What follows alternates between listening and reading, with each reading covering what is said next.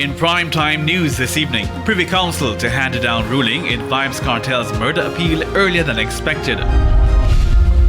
Waterford residents planning hero's welcome for the incarcerated dancehall artist. And later, election disgrace, more criticisms about how the local government election was administered.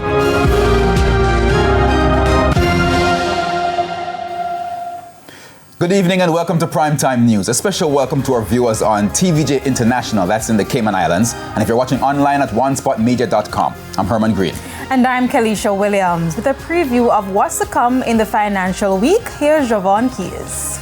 Well, Kalisha, this evening we're going to be zoning into mining, and guess what? Jamaica has doubled the earnings from the export of mining-related products and activities. I'll have the details later on. Okay, and Spencer Darlington is also here. He'll give us a preview of what's to come in sports. Spencer.